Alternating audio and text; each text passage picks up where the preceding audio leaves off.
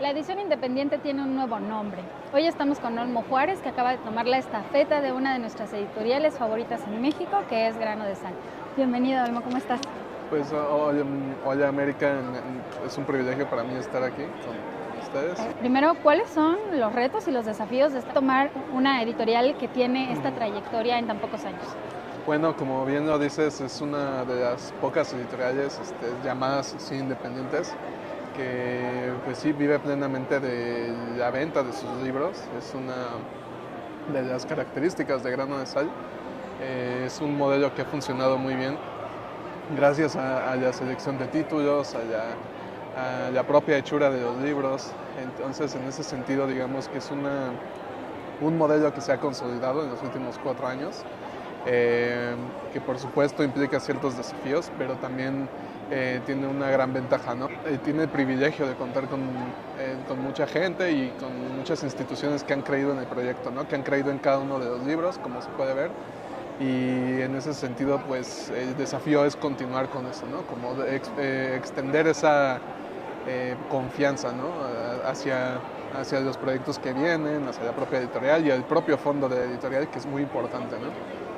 A pesar de que eres muy joven, o sea, tú tienes toda una trayectoria editorial, llevabas la revista digital del Correo del Libro en Librerías Educal, has sido colaborador, trabajamos juntos en Penguin Random House, Sí. también en Bookmate.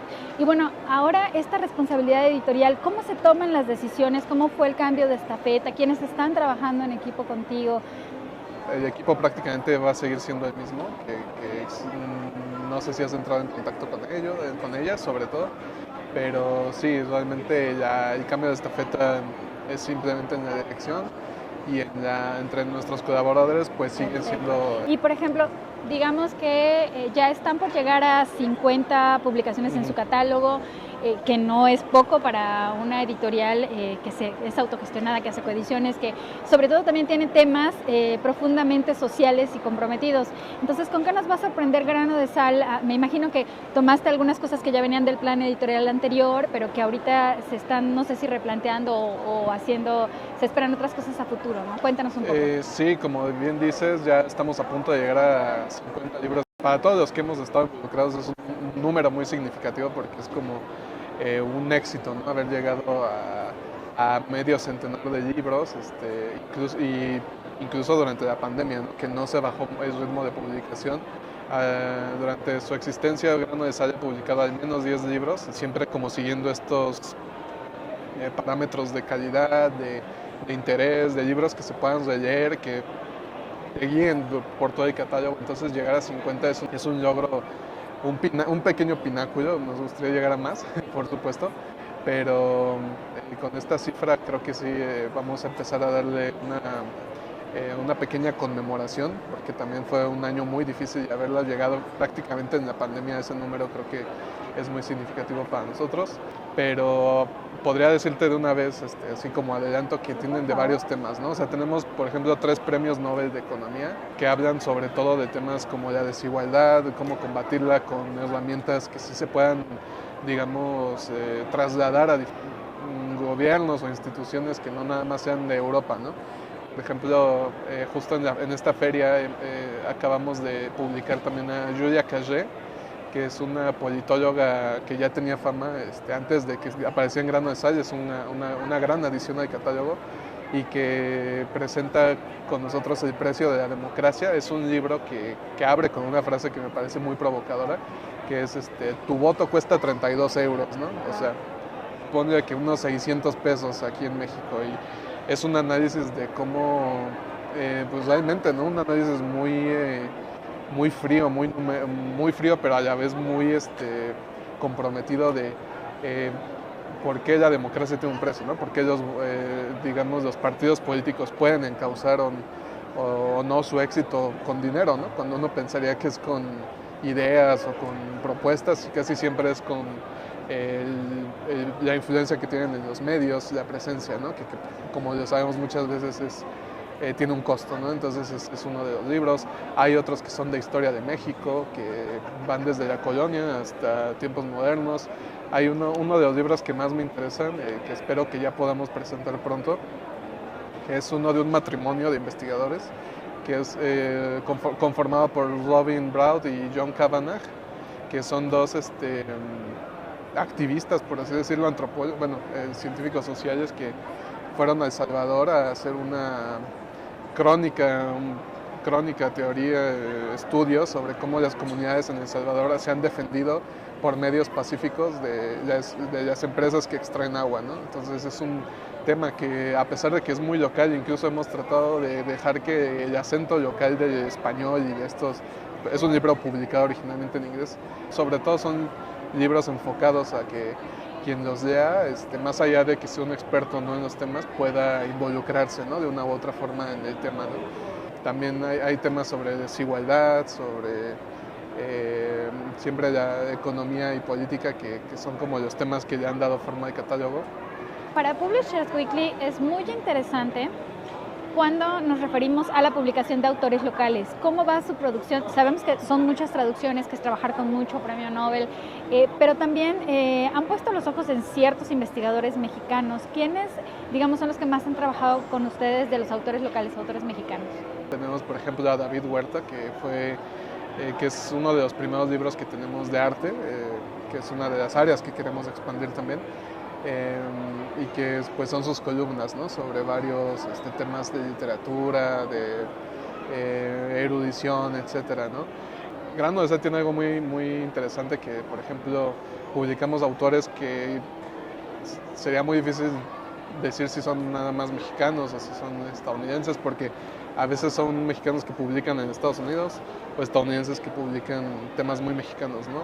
Pero, por ejemplo, el libro de los Robachicos de Sasiensky, pues es un libro que nació en la academia, ¿no? Y que, sin embargo, traspasa esos límites de la investigación académica. Creo que es un libro que vale mucho la pena leer, porque en este caso es algo que creo que tanto tú como yo vivimos durante nuestra infancia, que era este mito urbano de los Robachicos, y es la primera vez que se toma en serio como objeto de estudio algo que es real, ¿no?, el secuestro infantil, y que ha tenido repercusiones no solamente en las vidas de ciertos niños, sino de la seguridad pública en general, ¿no? También tenemos a Pablo Picato, que es un investigador que produce en Estados Unidos y que, sin embargo, su tema es plenamente mexicano, es de Historia Nacional de la Infamia, que es de este fenómeno, que forma parte de este fenómeno de libros mexicanos que nacen en Estados Unidos, ¿no?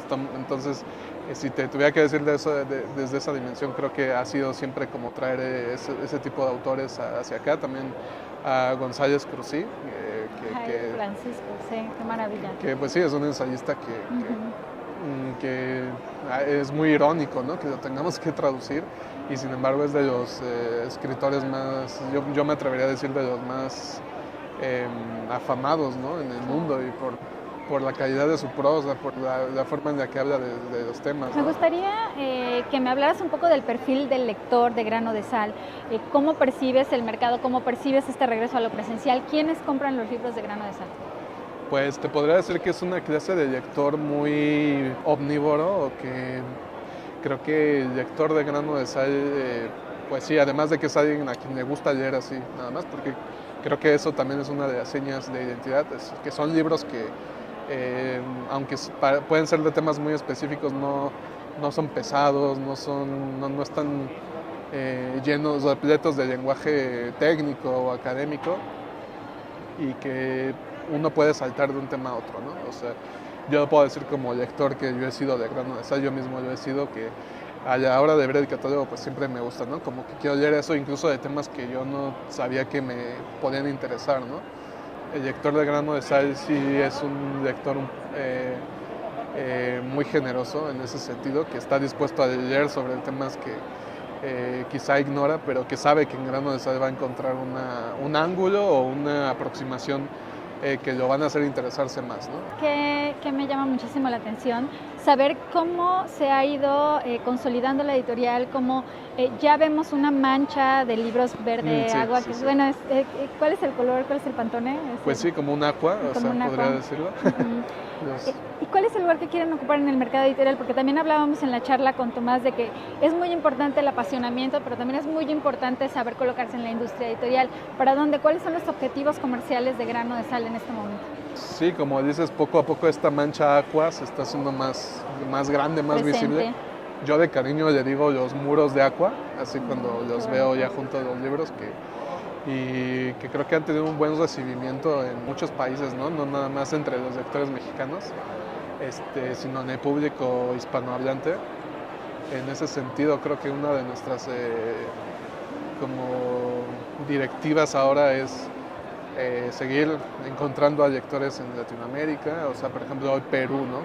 que es el invitado de honor aquí en la FIL. Nos gustaría, por ejemplo, expandirnos a un mercado como ellos, que se han visto interesados por libros que uno diría son muy mexicanos. Por ejemplo, el de Imaginar el Proletariado, que pues es un estudio iconográfico, ¿no?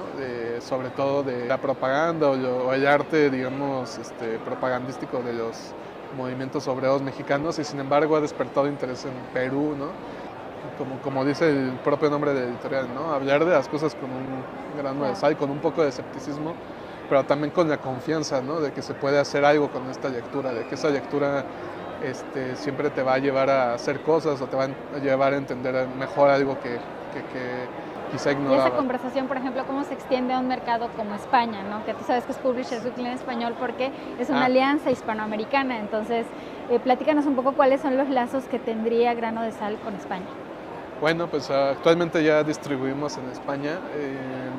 Por supuesto, al ser una editorial todavía en términos objetivos muy pequeña, tenemos mucho trabajo que hacer para llegar a España, pero también hemos recibido, pues sí, pedidos de títulos en específico para ellos, y sobre todo pues convivir, ¿no? Con esa gran industria que tienen los españoles. Creo que Grano de Sal ha sabido llegar sin complejos, ¿no? Sin sentirse una editorial pequeña.